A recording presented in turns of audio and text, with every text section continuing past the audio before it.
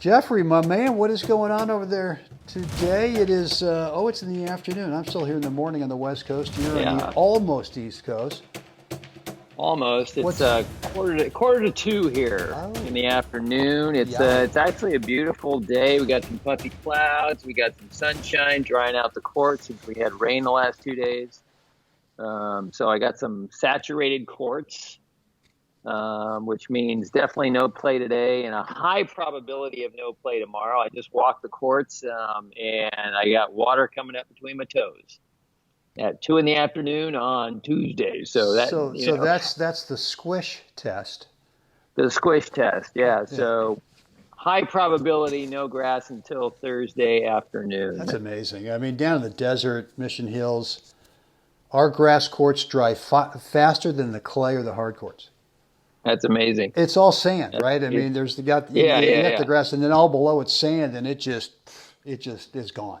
Goes. Yeah. Here, I mean, we had a major squall come through on Sunday late afternoon, evening. I think I said in the previous episode, I was out there wrestling the umbrellas, in the torrential downpour. Thunder, the whole 9 yards. And, I'm thinking, here I am wrestling an umbrella with the potential of lightning.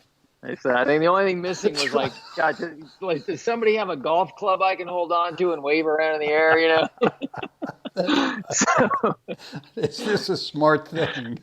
yeah. So It's anyway, it's like yeah. closing on a short lob. Oh yeah, yeah. I just looked like a wet dog after all Uh, the wrestling around and everything. Anyway, but yesterday it rained most of the day, kind of no. steady. So um, Well, good. So then you yeah, got a lot of welcome to the time. Midwest. You got a lot of time to record Gold Ball Hunting podcast. This is, Yeah, bad for you, but great for the rest of us. that's right. So, all right. Well, listen, guys. I got a topic today that. Um, so last night, as I record this, I think when we're publishing this episode, it was a few nights ago. But anyway, so last night was the first night of the women's new location at San Jose State, the tournament that used to be at Stanford, and Coco Vandeweghe making her Right, comeback first match after being out for over a year with some real ankle and foot issues that I know have been frustrating for her. And watched her play last night. Man, she looked. I mean, she's incredible. I mean, and yeah, when I first saw her was she played the National Junior 18s, which was then hosted at the Berkeley Tennis Club. This must have been, I don't know how many years ago. What, 6, 7? I'm not sure how old Coco is right now, but when she was there, I don't think she was more than 16. Maybe she was about to turn 17, and she was there with her then coach Guy Fritz, hmm and Guy was having some, I think it's some back issues or something like this, and so and I've known Guy for a long time. He said, "Hey, look, I got this kid here with me. Coco, would you hit some balls with her?" I said, "Fine, sure." So we went out in court 3 of the BTC, and she's just hitting this heavy forehand that looks like she's just ho humming it, and then there's this backhand that's just like the sound. I mean, it's like people are right, stopping. What was that sound? And then she's throwing in these kick serves to the ad side. I'm on the far side of the clubhouse in court 3, and so she's kicking me into the concrete wall over there with this thing, ah, and I'm just going, I don't have a play against this kid. There's nothing I can do. And I come off the court, and he kind of goes, "Yeah, what do you think?" I'm going, God, if nothing else, she should be playing doubles on the tour right now because she had, right, and the volleys were just perfect. right, And this kicker was right, like just out of bounds. And I'm going, I'd go put her on the doubles tour even if she can't play singles yet. And right. he kind of, that's what he said. So anyway, the next day,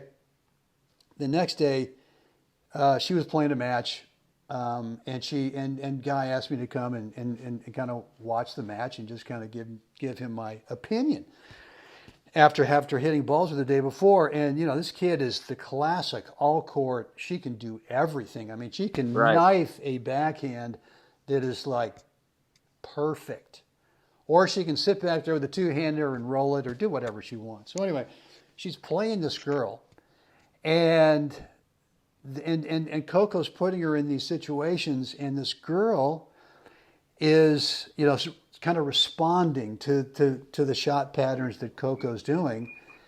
And then Coco's hitting a shot that I finally figured out that she's hitting the shot in response to what she thinks the girl would be doing, because Coco's going, well, here's what I'd do. If I was you, I'd be doing this thing. And the girl was doing the opposite. I mean, it wasn't a strategy. It was just that's what the girl did. Right. She did the opposite of Coco. And I turned to Guy and said, Coco's she's anticipating what she would do. Right. I don't know if I'm making sense on this, but no, totally. But it was really interesting. It was really interesting to me. And who was I talking to the other day at the club? We were playing a match, and he said, "Oh, I thought you were going to do this other thing," and I said, "Well, that's because that's what you would do. That's not what I would do." And he went, "Oh my God, you're right. I'm anticipating what I would do." So anyway, I just thought that might give you. And first of all, it was fun to watch Coco play last night. I mean, I wasn't there; I was on TV, but I watched it. I watched some of it this morning, the last set this morning, and just thumping the ball. Great to see her moving well and just staying focused. She closed it out. She did a good job. She just stayed the course. The other gal definitely played a better second set, but she just did the work. You can see the difference in levels, and even though this was her first match back in quite a while, there is a difference in skill level. That is, is to me, it was like the other girl is, and you can hear the other girl working like crazy. Yeah, she's grunting like crazy, just trying to. But the grunt to me is a little. You've mentioned this before. I think it's a little bit more of a panic grunt than it is a confident exhale. And Coco's not making a sound, and her release of the swing, whether it's backhand or forehand, is coming out of this posture, coming out of this balance thing. I'm just going, man, it looks. She's incredibly fit. Obviously just a great natural athlete. Just a great timing, great instincts. And just and obviously she's a strong gal. Just thumps the ball. Fun to watch. I think going back to what you said though about are you anticipating what you think you would do? And that's let's say you've lost your focus. If you know who you're playing and you have a game plan and you kind of know their game a little bit or a lot of it, when are you losing your focus at that moment to try and anticipate what they would do, and you've flipped into this is what I would do, like you said, and I think sometimes that is what happens. I know I'm guilty of it at times, and I'm looking at it and I go, it's like, everybody in the stadium knows you should hit the ball there. And so you just start, and so it's because I would hit it there. And so you start running there and you actually end up, opening up the court and they're playing a little Texas Hold'em on you and then they just flip it down the middle or something, but I think that's a good point. I think it's something for players to really kind of take notice of when they misread a play. What were they basing? Oof. Get that? Okay. Sounds like a drone out there flying by. Yeah. What were they basing that anticipation on? Right. What they would do, or are they basing it on actual, intel on the other player that this is what they tend to do in this situation? Right. Well, I played last year, my first year in the 70s, and I don't know if this is what actually happens, that from your last year in the 65s to your first year in the 70s, you actually don't move as well. If there's some kind of a magic thing that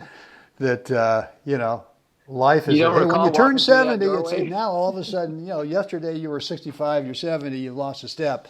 I don't care. But I remember playing a couple matches last year, earlier in the year, first year 70s, and we'd be back in the baseline, and a guy would hit a really nasty, tough shot to a corner, and I'd just go over there thinking, oh my God, he's coming in. And I get over there and kind of panic the thing and just get it back and try to get ready. And I look up and I go, he hasn't moved an inch in.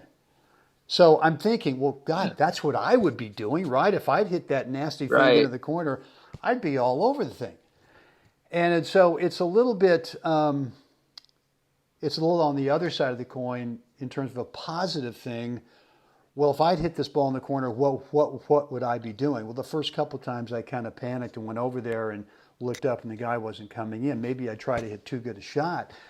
And then I finally realized, wait a minute, I'm okay. He's not coming. He's not coming. And Ever. yeah. So I think there are some positive benefits to that thing, which would then, my thing was, every time the guy would dig one tough in the corner, I knew I had to get over there quickly, but I could take my time and Right. maybe feather it a little bit higher over the top of the net, knowing that the guy's not coming in. So, of Right. course, when I did that, I was coming in. So anyway, so guys, just a little something for you today to kind of get you thinking about, how are you responding out there to your shot choice? Is it based on what you would do? And sometimes it is the right shot choice, but probably more often than not, you are putting yourself, you're sort of, thinking, well, that's what I do, and that's not what that opponent is actually doing. So, Right. hope you guys got something from this today. I don't think I mentioned in the beginning, Jeff, you and I are offering a free private 10-minute coaching call. Guys, if you want to get on a call with me and Jeff, it's private. It's a 3-way call. Bring out one thing in your game right now. Maybe it's what we talked about today. Maybe it's something else in one of the other episodes, or maybe it's something totally different. Let us know what's on your mind. Let's see if Jeff and I can't help put you on the path to getting you squared away and going down the right path. To get on the call, go over to goalballhunting.com. Drop in a first name and email address. Click the button. You get access to our online calendar scheduler where you can pick the perfect date and time to hang out with us for a little bit. Jeffrey, what would we like to find folks to do right now? Like us, share us, please subscribe. Let us know what you think down below. Outstanding. Boys and girls, get out there today. Help someone else have an outstanding day. Jeff will do this again tomorrow. Can't wait.